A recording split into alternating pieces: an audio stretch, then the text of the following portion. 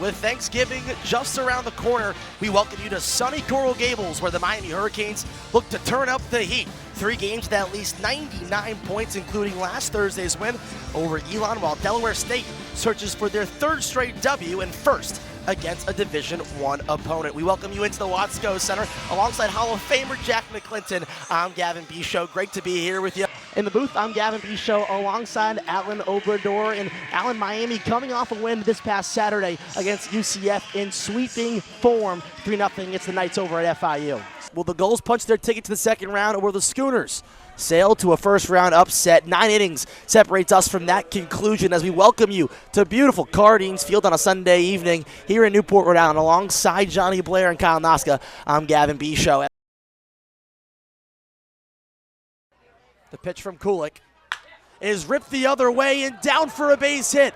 Getting the wave is Cha. Novak, the throw comes in on one hop. It's in time! The 3rd match point for the Hurricanes. Rodriguez goes to Colon, taps it over, kept alive. A free ball for the Hurricanes. Feliciano, Rodriguez, one more to the floor. Gets it done for Miami. Obasogi throws that shot up off the glass. Caroms off the left side of the rim. Now here's Malovitz. Your 3-pointer, Jack. No good, but it leads into a second chance opportunity. Give and go! Give and go. We'll see where Polly goes here with the 1-1. It's a fastball that's laced into left center field. Seymour will round third and score as the ball hits the warning track. Wallace will take a turn for home. The throw is cut off by Donahue. Play at the plate is not in time.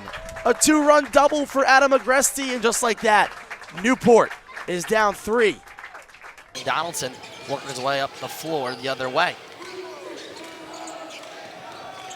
Delaware State started this ball game in zone, and they've gone back there sparingly, but Miami having success against most that the Hornets have to offer. Mismatch down low. Oh my, sweet move from Sally Altuntis. A little dream shake. Up to 11 points, a game high. He's reached that total every game so far in a Canes uniform. Zion Bethia, another poke away by Sally Altuntis.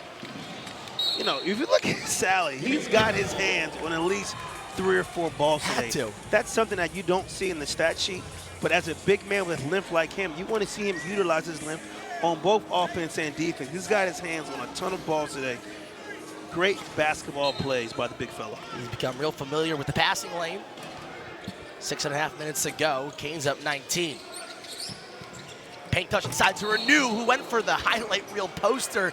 Ball just slips out of his hands. We get 2 free throws, though. Great attack. Way to finish strong at the basket.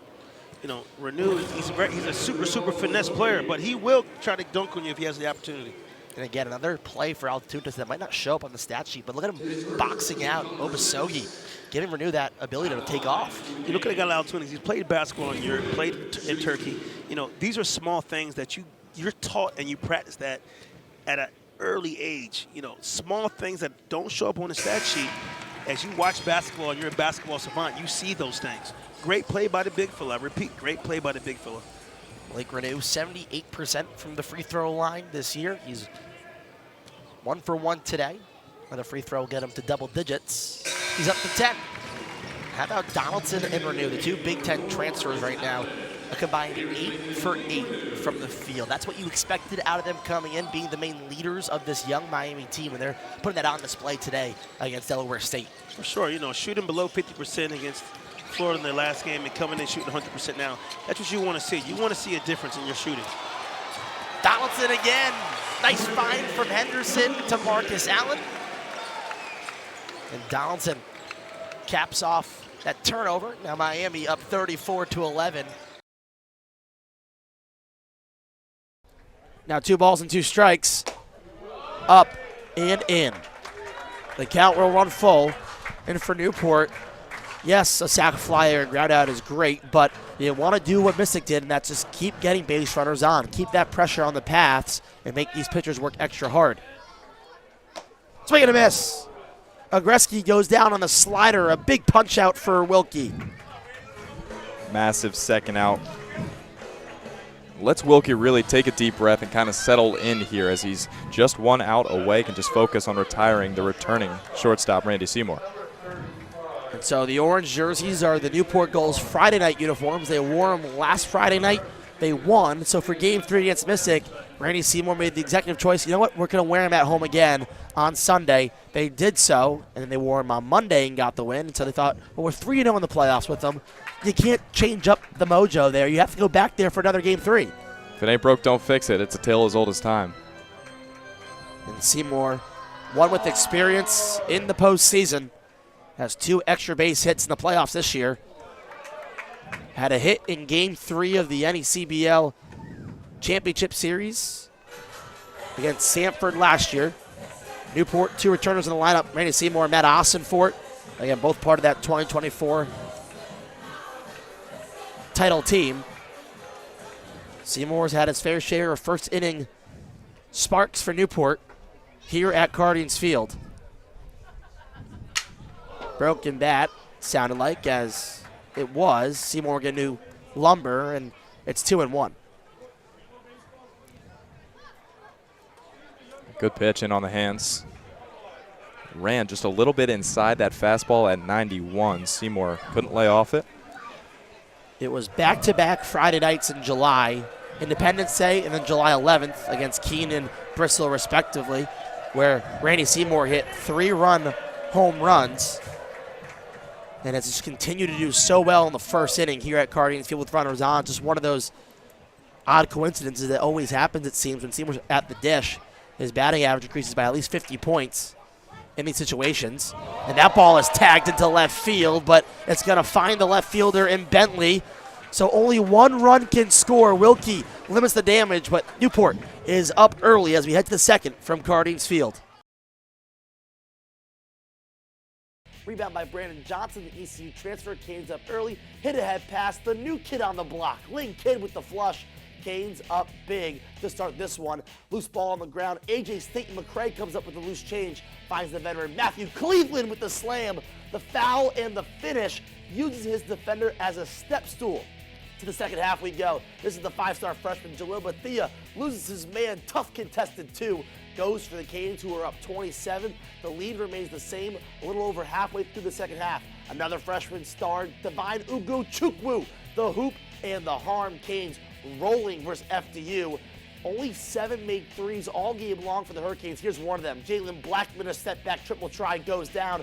Canes into triple digits. They go on to win 113-72. Miami's 113 points are the most scored in a single game since February 1987 and 2 points shy of the program record. Wake Forest got the scoring going early, but Miami with the response in the early going. Haley Cavender to Cam Williams, who finishes at the rim. A nice pick and roll. These two next possession.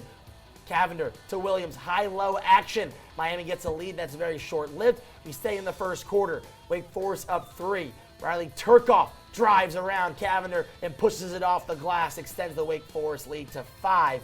Later on in the first, Hannah Cavender looking for the freshman, Anaya Adams. There's Turkoff, though, in the passing lane. She finishes it and gets Wake Forest up 8. She had 16 points versus SMU in the win last Thursday. There's Turkoff again, missing the shot. The offensive rebound kicks back out to her. Left corner for 3. It's 29-20. As Miami trying to cut into that lead near the end of the half. Darian Rogers helps her case. It's 29-26 after that triple try falls. And here's Wake Forest. Final seconds in this first half. Madison Jordan in the left wing. Back over to Aurora Sorby. The short corner shot off the front rim, glass, and goes. Soft touch for the Demon Deacons. Finds them up 5:31-26.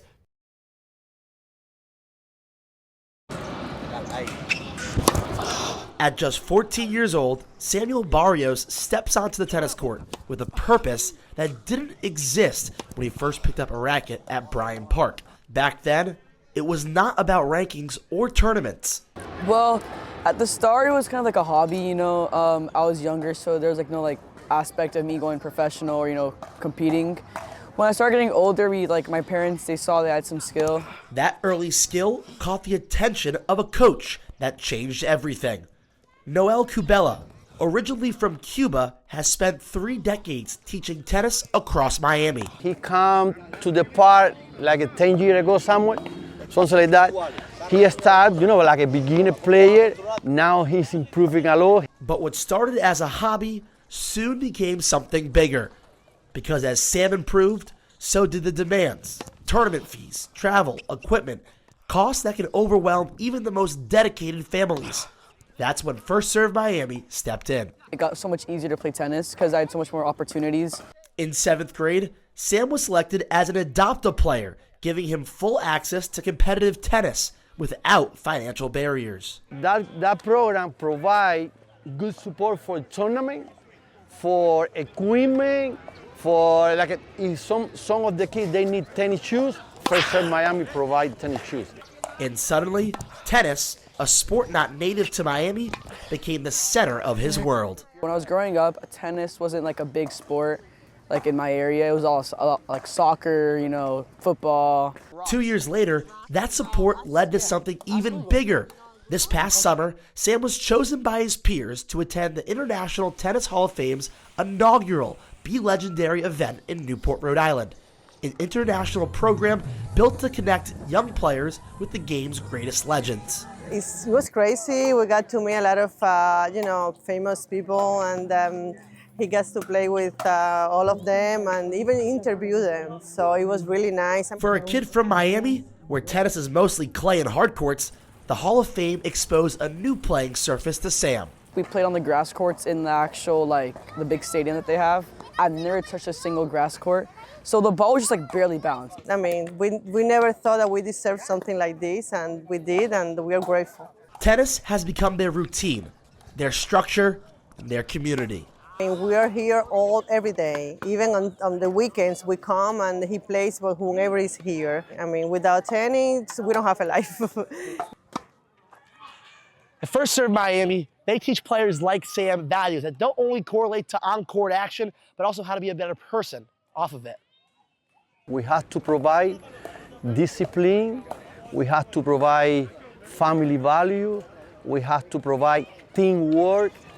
That's very important. And Noel pushes Sam in the moments that matter most. Because sometimes I hit bad. Oh, I don't want to do that. No. Okay, Samuel, you have to finish what you are doing now. Through this journey, Sam has developed a confidence that only comes from doing something you love. I want to go and expand my career to become a professional because I've seen my improvement and what happens when I actually dedicate myself to this sport. And through it all, Noel sees more than a player. He sees the future. He is an incredible person. When you talk to him, he can explain everything about the sport. Sam's journey is still in its early chapters, but thanks to his family, his coach, and First Serve Miami, he's ready for whatever the next serve brings. From Miami, Florida, Gavin Bicho, UMTV.